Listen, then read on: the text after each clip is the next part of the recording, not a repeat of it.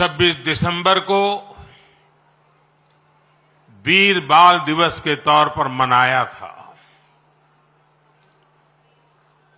तब पूरे देश में सभी ने भाव विभोर होकर साहिबजादों की वीर गाथाओं को सुना था। वीर बाल दिवस भारतीयता की रक्षा के लिए कुछ भी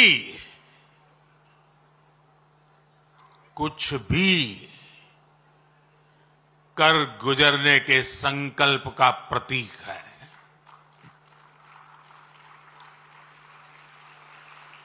ये दिन हमें याद दिलाता है कि शौर्य की पराकाष्ठा के समय कम आयु मायने नहीं रखती।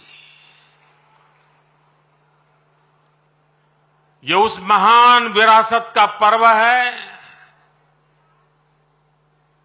जहां गुरु कहते थे, सूरा सो पहचानिए, सूरा सो पहचानिए, जो लड़ई दिन के हेत, पुरजा कट मरे, कभू ना छाड़े खेत। माता गुजरी, गुरु गोविंद सिंह जी और उनके चारों साहिबजादों की वीरता और आदर्श आज भी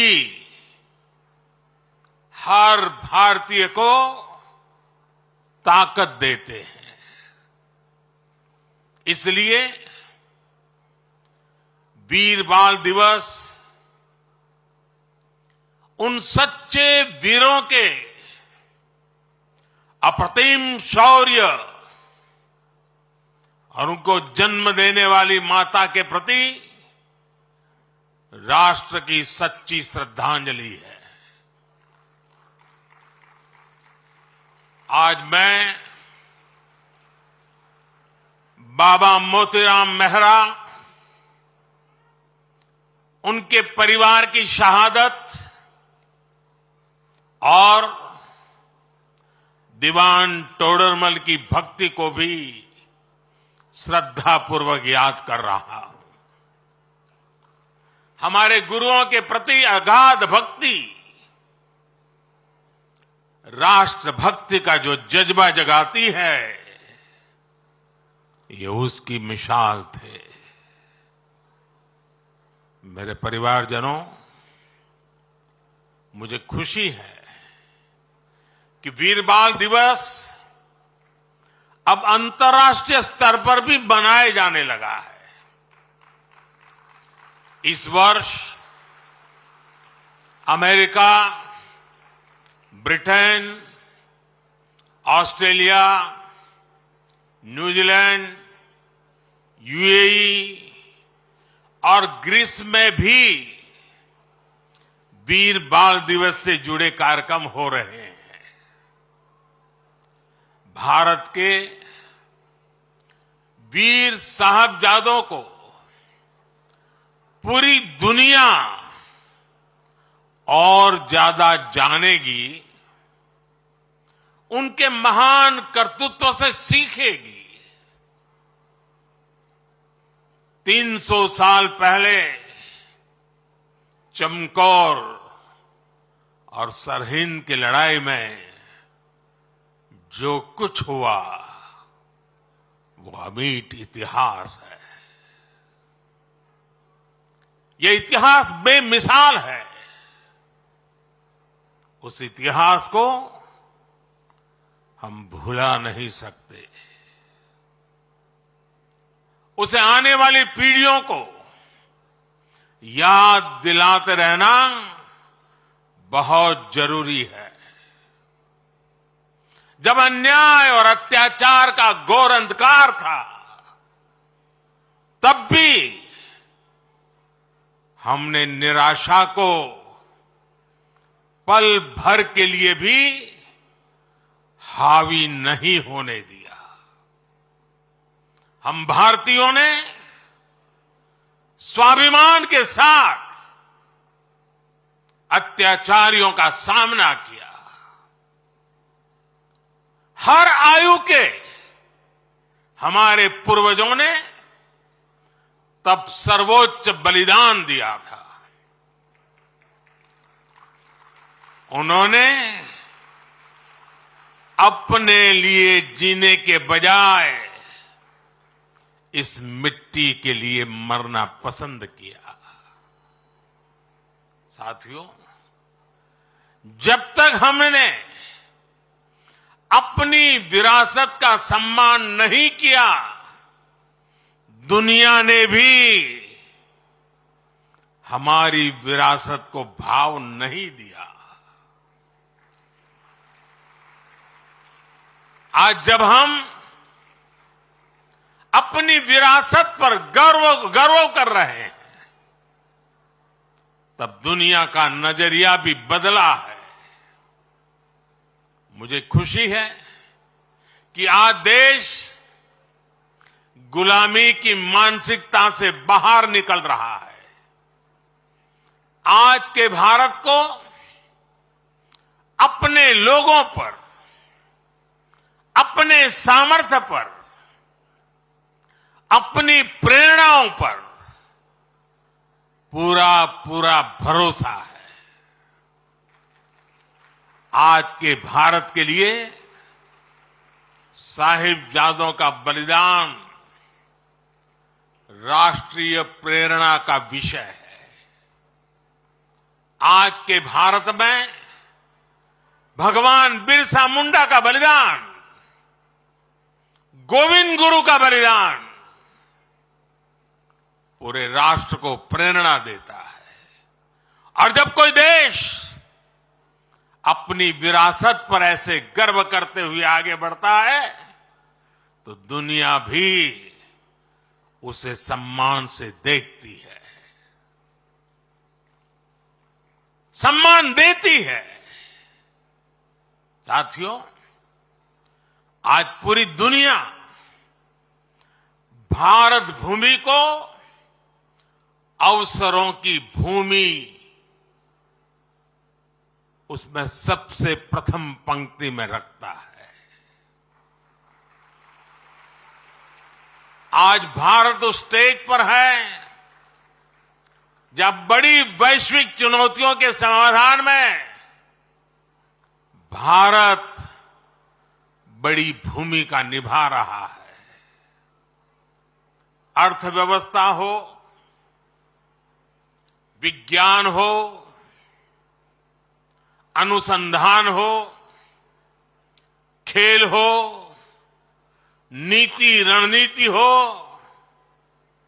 आज हर पहलू में भारत नई बुलंदी की तरफ जा रहा है। और इसलिए ही मैंने लाल किले से कहा था, यही समय है, सही समय है। ये भारत का समय है। आने वाले 25 साल भारत के सामर्थ्य की पराकाष्ठा का प्रचंड प्रदर्शन करेंगे। और इसके लिए हमें पंच प्राणों पर चलना होगा। अपने राष्ट्रीय चरित्र को और सशक्त करना होगा। हमें एक पल भी गंवाना नहीं है। हमें एक पल भी ठहरना नहीं है। गुरुओं ने हमें यही सीख तब भी दी थी और उनकी यही सीख आज भी है। हमें इस मिट्टी की आन बान शान के लिए जीना है। हमें देश को बेहतर बनाने के लिए जीना है। हमें इस महान राष्ट्र की संतान के रूप में देश को विकसित बनाने के लिए जीना है, जुटना है, जूझना है और विजयी होकर के निकलना है। मेरे परिवारजनों, आज भारत उस कालखंड से गुजर रहा है जो युगों युगों में एक बार आता है। आजादी के इस अमृत काल में भारत के स्वर्णिम भविष्य को लिखने वाले अनेक फैक्टर एक साथ जुड़ गए हैं। आज भारत दुनिया के उन देशों में से हैं जो देश सबसे ज्यादा युवा देश है। इतना युवा तो भारत अपनी आजादी की लड़ाई के समय भी नहीं था। जब उस युवा शक्ति ने देश को आजादी दिलाई तो ये विशाल युवा शक्ति देश को जिस ऊंचाई पर ले जा सकती है वो कल्पना से भी परे है।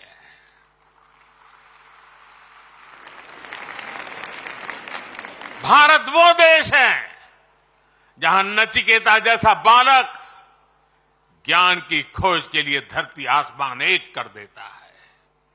भारत वो देश है जहां इतनी कम आयु का अभिमन्यु कठोर चक्रव्यूह को तोड़ने के लिए निकल पड़ता है।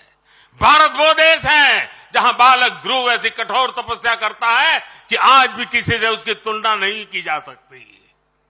भारत वो देश है जहां बालक चंद्रगुप्त कम आयु में ही एक साम्राज्य का नेतृत्व करने की ओर कदम बढ़ा देता है। भारत वो देश है जहां एकलव्य जैसा शिष्य अपने गुरु को दक्षिणा देने के लिए अकल्पनीय कर्म करके दिखा देता है। भारत वो देश है जहां खुदीराम बोस, बटुकेश्वर दत्त, कनकलता बरुआ, रानी गाइडिनल्यू, बाजी राउत जैसे अनेकों वीरों ने देश के लिए अपना सब कुछ न्यौछावर करने में एक पल भी नहीं सोचा। जिस देश की प्रेरणा इतनी बड़ी होगी उस देश के लिए किसी भी लक्ष्य को पाना असंभव नहीं है।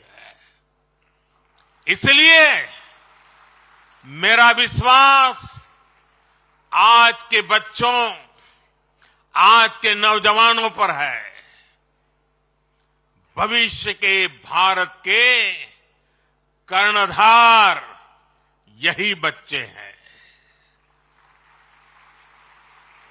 अभी यहां जिन बच्चों ने मार्शल आर्ट्स का प्रदर्शन किया, उनका अद्भुत कौशल दिखाता है कि भारत के वीर बालक बालिकाएं का सामर्थ्य कितना ज्यादा है। मेरे परिवारजनों, आने वाले 25 साल हमारी युवा शक्ति के लिए बहुत बड़ा अवसर लेकर आ रहे हैं। भारत का युवा किसी भी क्षेत्र में, किसी भी समाज में पैदा हुआ हो, उसके सपने असीम है। इन सपनों को पूरा करने के लिए सरकार के पास स्पष्ट रोड मैप है, स्पष्ट विजन है, स्पष्ट नीति है, नियत में कोई खोट नहीं है। आज भारत ने जो राष्ट्रीय शिक्षा नीति बनाई है वो 21वीं सदी के युवाओं में नया सामर्थ्य विकसित करेगी। आज 10,000 अटल टिंकरिंग लैब्स हमारे विद्यार्थियों में इनोवेशन की, रिसर्च की नई ललक पैदा कर रही है। आप स्टार्टअप इंडिया अभियान को देखिए। 2014 में हमारे देश में स्टार्टअप कल्चर के बारे में कम ही लोग जानते थे। आज भारत में 1.25 लाख नए स्टार्टअप्स हैं। इन स्टार्टअप्स में युवाओं के सपने हैं, इनोवेशन है, कुछ कर गुजरने का प्रयास है। आज मुद्रा योजना से 8 करोड़ से ज्यादा नौजवानों ने पहली बार अपना कोई बिजनेस, अपना कोई स्वतंत्र काम शुरू किया है। ये भी गांव, गरीब, दलित, पिछड़े, आदिवासी, वंचित वर्ग के युवा है। इन युवाओं के पास बैंक को गारंटी देने तक के लिए कोई सामान नहीं था।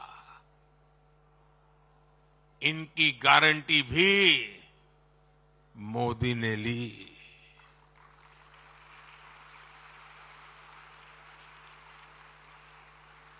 हमारी सरकार इनकी साथी बनी। हमने बैंकों से कहा कि आप भयमुक्त होकर युवाओं को मुद्रा लोन दीजिए। लाखों करोड़ रुपए का मुद्रा लोन, इसे पाकर करोड़ों युवाओं ने आज अपना भाग्य बदल दिया है। साथियों, हमारे खिलाड़ी आज हर इंटरनेशनल इवेंट में नए रिकॉर्ड बना रहे हैं। इसमें से अधिकतर युवा गांवों से, कस्बों से, गरीब और निम्न मध्यम वर्गीय परिवारों से ही है। इनको खेलो इंडिया अभियान से घर के पास ही बेहतर खेल सुविधाएं मिल रही है। पारदर्शी चयन प्रक्रिया और आधुनिक ट्रेनिंग के लिए उचित व्यवस्था मिल रही है। इसलिए गांव गरीब के बेटे बेटी भी तिरंगे की शान बढ़ा रहे हैं। ये दिखाता है कि जब युवा हित को प्राथमिकता मिलती है तो परिणाम कितने शानदार होते हैं। साथियों, आज जब मैं भारत को तीसरे नंबर की अर्थव्यवस्था बनाने की बात करता हूं तो उसके सबसे बड़े लाभार्थी मेरे देश के युवा ही हैं। तीसरे नंबर की आर्थिक ताकत होने का मतलब है बेहतर स्वास्थ्य, बेहतर शिक्षा। तीसरे नंबर की आर्थिक ताकत होने का मतलब है अधिक अवसर, अधिक रोजगार। तीसरे नंबर की आर्थिक ताकत होने का मतलब है quality of life, quality of products.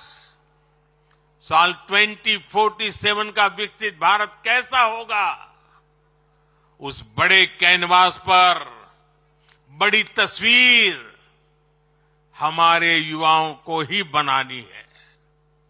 सरकार एक दोस्त के रूप में, एक साथी के रूप में आपके साथ मजबूती से खड़ी हुई है।